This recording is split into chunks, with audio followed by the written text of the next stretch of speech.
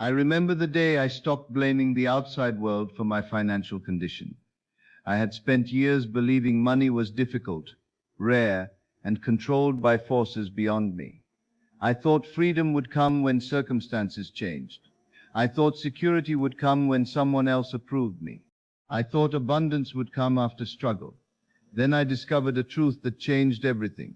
My outer world was only reflecting my inner assumptions. My bank account was echoing my consciousness. My opportunities were mirroring the beliefs I held about worth, power, and supply.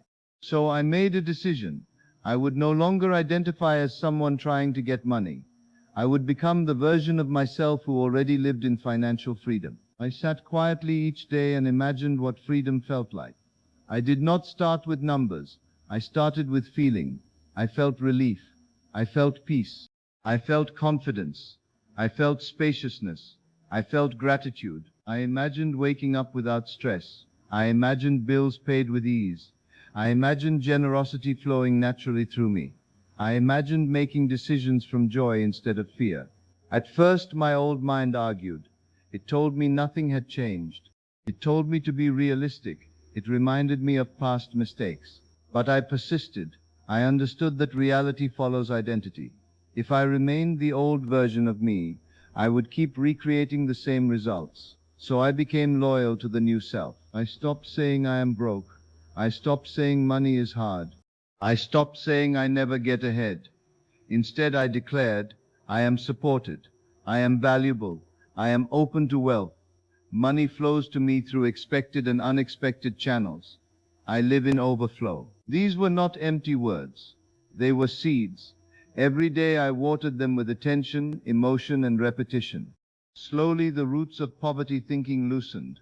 A new consciousness formed inside me. And once wealth became natural within me, life had no choice but to reflect it. Financial freedom began the moment I accepted that it was first an inner condition, not an outer amount. You must assume the feeling of the wish fulfilled. This became my daily practice. I asked myself one powerful question. If I were already financially free, how would I think today? That question changed how I moved through life. If I were financially free, I would not panic over temporary appearances. If I were financially free, I would trust myself.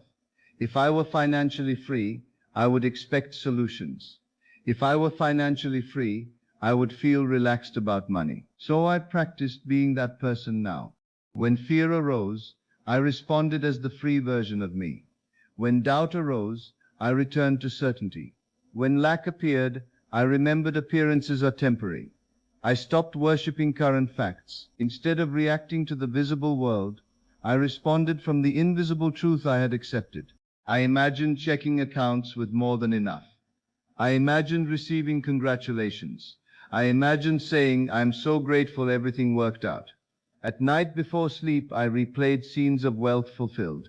I felt the softness of expensive sheets in a beautiful home. I felt gratitude after paying cash. I felt joy giving to family. I felt calm knowing income continued while I rested. These scenes impressed my subconscious mind. Soon my reactions changed naturally. I became calmer. More creative ideas arrived. Opportunities seemed to find me. People responded differently to me. Why? Because I was no longer broadcasting desperation. I was embodying completion. Financial freedom is not chased, it is occupied inwardly first.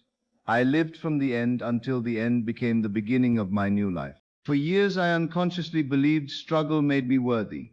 I thought hard suffering was noble. I thought exhaustion proved commitment. But I learned something freeing. Effort and suffering are not the same thing. I could work with joy. I could create with ease. I could receive without guilt. I could prosper without pain. So I released the identity of the struggler. I no longer glorified stress. I no longer admired burnout. I no longer believed chaos was necessary for success. Instead, I embraced alignment. I asked, what feels intelligent? What feels inspired? What feels efficient? What feels expansive? This changed my finances dramatically. I made cleaner decisions. I stopped wasting energy on things that drained me. I valued my time more deeply. I charged appropriately. I pursued opportunities that matched my worth. Many people delay abundance because they are loyal to suffering. They say they want wealth, but they still identify with sacrifice, fear, and overwork. I chose differently. I let success be elegant. I let money come through talents I enjoyed. I let support arrive. I let doors open. I let timing work in my favor. The moment I dropped the struggle identity, wealth had room to enter. Freedom often arrives quietly, through simplicity. Money responds to consciousness. It moves where it is welcomed, respected, directed, and multiplied. So I became someone money could trust. I respected every dollar. I managed what I had wisely. I appreciated what came in. I released guilt around receiving more. I stopped treating small amounts carelessly while asking for large amounts. I became organized. I tracked finances calmly. I paid attention without fear. I blessed what I spent. Instead of saying it's leaving me, I said it circulates and returns multiplied. Instead of saying I can't afford it, I asked how can I create this with ease. That one shift opened creativity. Ideas came, connections formed, new income streams appeared, confidence increased. Money loves movement, clarity, and appreciation. I also gave generously when inspired, not from pressure, but from overflow consciousness. Giving reminded me I was not empty. I had enough to share. That feeling itself was abundance. Soon I noticed something remarkable. The more stable and grateful I became internally, the more stable and abundant my finances became externally. I became a safe place for wealth to stay and grow. And money responded. There came a point when I stopped hoping for freedom and simply claimed it. I am financially free.